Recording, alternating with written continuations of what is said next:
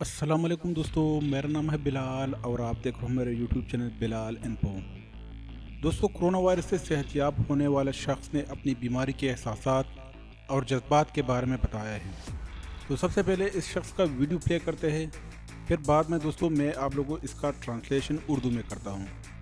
The cold was stuffy nose, sinus problems, coughing. It wasn't very serious. It was just quite incontinent.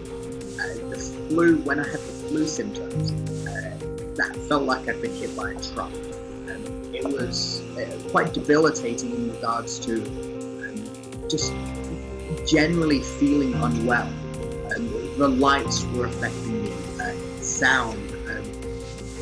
I just wanted to rest. It really wasn't great. However, it wasn't life-threatening.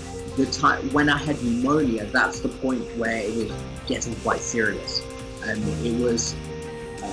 It felt like I could only use half my lung capacity, and every breath that I took wasn't enough, and I just couldn't get enough air.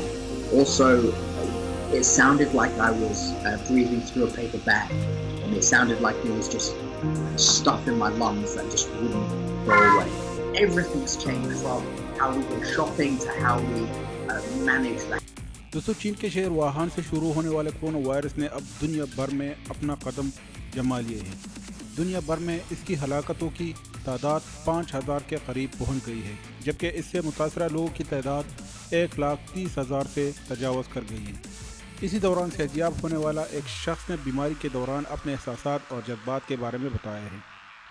बात करते हुए मुतासरा शख्स का कहना है कि जब मुझे कोरोना वायरस हुआ तो मुझे यूँ महसूस हुआ जैसे किसी ट्रक ने आकर मुझे टक्कर मारी हो। मुझे इर्द गिर्द की आवाज़ें और रोशनी से परेशानी होती थी और मुझे कुछ समझ नहीं आ रहा था कि मैं कहाँ हूँ और क्या कर रहा हूँ। मुझे यूँ महसूस होता था जैसे मेरे फेफड़े ख़त्म हो गए हों और मैं कोई मसनूई सांस ले रहा हूँ। ज़िंदगी ख़त्म होती हुई महसूस हो रही थी क्योंकि मेरा किसी से मिलने का दिल नहीं करता था। याद रहे कि कोरोना वायरस ने दुनिया भर में तबाही मचा दी है। चीन के बाद अब दीगर ममालिक में भी कोरोना वायरस दाखिल हो गया है, जिसके बाद हर मुल्क की जानब से एहतियाती तदाबीर बताई जा रही है और कोशिश की जा रही है कि कोरोना वायरस से बचने के लिए हर मुमकिन कोशिश की जाए।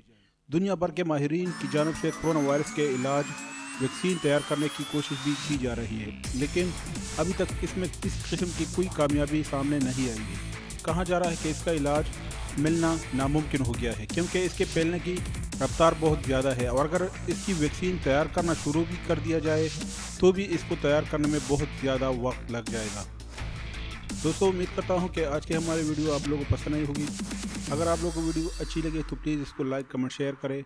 मैं मिलता हूँ आप लोग किसी और वीडियो में, तब तक की इजाज़त दीजिए। अल्लाह हाफ़िज़।